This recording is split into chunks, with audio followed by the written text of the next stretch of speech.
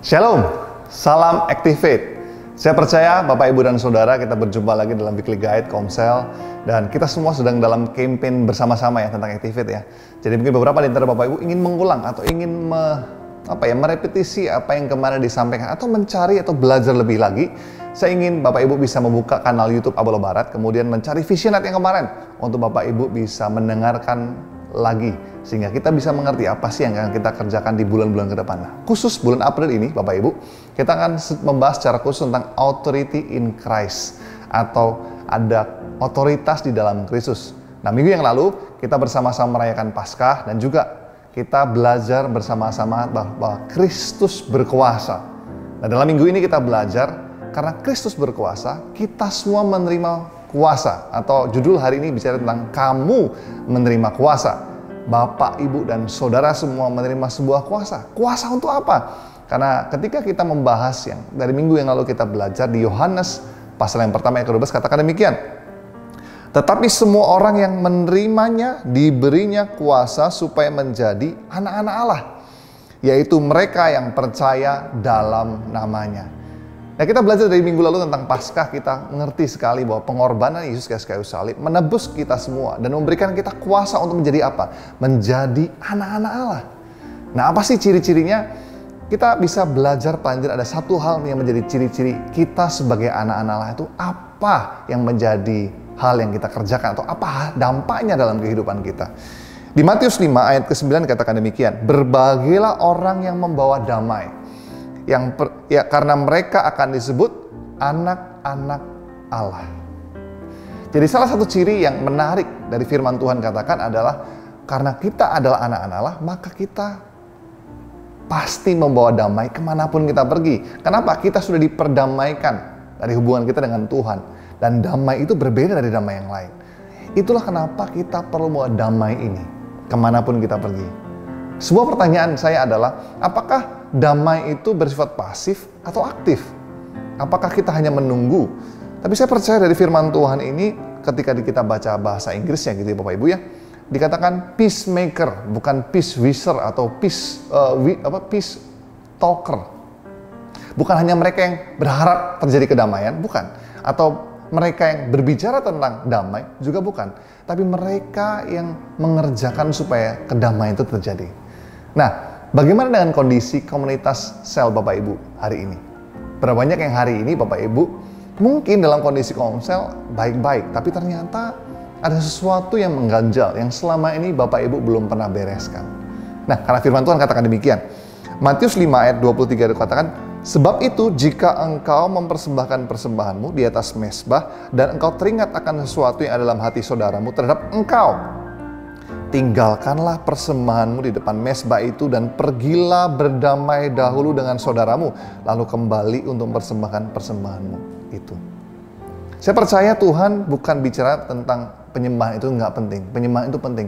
Namun ketika kita ngomong bahwa kita mengasihi Tuhan lebih lagi, Tuhan bicara bahwa ketika kita teringat ada sesuatu yang belum pernah kita bereskan kepada saudara kita, Tuhan minta kita bereskan terlebih dahulu, baru kembali mempersembahkan. Artinya lewat salib itu kita sadari bahwa Tuhan concern sekali dengan apa yang terjadi dalam hati kita, yaitu damai yang di hati, bukan hanya cuma di hati, tapi juga kita perlu membereskan ketika kita punya masalah dengan orang-orang lain. Nah, khususnya dalam hari ini ketika Bapak Ibu komsel, ada nggak sesuatu yang mungkin masih tersimpan selama ini yang belum pernah Bapak Ibu bisa bereskan? Nah, lewat momen komsel ini, mau nggak Bapak Ibu mengambil waktu untuk kau bercerita? Masih ada nggak sih ganjalan yang mungkin selama ini membuat Bapak Ibu mungkin tidak ingin ketemu dengan pihak tertentu atau orang tertentu gitu ya. Namun lewat momen komsel ini boleh nggak Bapak Ibu? Mari ambil waktu kita bereskan. Namun mungkin beberapa di antara Bapak Ibu mengalami komselnya baik-baik saja. Nah, momen ini Bapak Ibu bisa mengambil waktu untuk Bapak Ibu bercerita. Adakah anggota keluarga yang mungkin ketika Bapak Ibu bersaat teduh ataupun hari ini Tuhan ingatkan atau Roh Kudus ingatkan, ada sesuatu yang belum pernah kau bereskan di anggota keluarga Bapak Ibu dan Saudara, atau rekan kerja, atau rekan bisnis, atau orang lain di luar sana. Firman Tuhan katakan bahwa kita mesti membereskan terlebih dahulu. Kenapa Bapak Ibu? Karena di firman Tuhan di 2 Korintus pasal ke-5 ayat ke-18 sampai ke-20 katakan demikian Bapak Ibu. Dan semuanya ini dari Allah yang dengan perantaraan Kristus telah mendamaikan kita dengan dirinya dan yang telah mempercayakan apa? Pelayanan pendamaian itu kepada kami. Sebab Allah mendamaikan dunia dengan dirinya oleh Kristus dengan tidak memperhitungkan pelanggaran mereka. Ia telah mempercayakan berita pendamaian itu kepada kami. Jadi kami ini adalah utusan-utusan Kristus. Seakan-akan Allah menasihati kamu dengan perantaraan kami. Dalam nama Kristus kami minta kepadamu, berilah dirimu dinamaikan dengan Allah. Jadi pelayanan pendamaian Tuhan percayakan kepada kita semua sebagai anak-anak Allah. Yang pertama bicara tentang horizontal. Mungkin ada masalah yang kita belum pernah bereskan. Namun ada hal yang lebih seru lagi Bapak Ibu. Bahwa pelayanan pendamaian adalah ketika Bapak Ibu juga melihat ada orang yang belum mengenal Tuhan. Karena melalui Kristus, hidup mereka bisa diperdamaikan dengan Allah. Lewat momen komsel ini, Bapak Ibu bisa mengambil peranan. Yang pertama apa? Engkau bisa membereskan masalah yang terjadi di komsel. Atau mungkin di anggota keluarga, atau mungkin dengan partner bisnis, atau mungkin dengan komunitasmu yang di luar. Jadi gunakan momen itu kau bercerita sebentar. Apa sih yang masih mengganjal dalam hatimu? Nah yang kedua Bapak Ibu, pelayanan pendamaian bukan hanya bicara tentang membereskan hati. Tapi justru ketika kita melihat, Bapak Ibu mengerti ya, hari ini sedang banyak orang yang gak bisa tidur, depresi. Bahkan ada beberapa di antara mereka yang bunuh diri. Kenapa? Karena mereka ada rasa bersalah. Ada rasa di mana mereka mungkin tidak ada pengharapan. Nah inilah peran kita Bapak Ibu.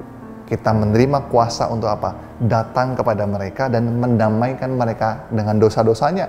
Dari siapa? Dari Kristus yang adalah Tuhan yang menebus dosa hidup mereka. Nah lewat hari ini Bapak Ibu, mari ambil waktu dengan dua hal tadi. Yang pertama, bereskan hati, bereskan kondisi hidupmu yang mungkin berasa engkau ada hal yang perlu dibereskan. Yang kedua, ingat, adakah orang-orang yang Tuhan ingatkan lewat momen ini? Di mana Bapak Ibu akan keluar melayani mereka dalam pelayanan pendamaian.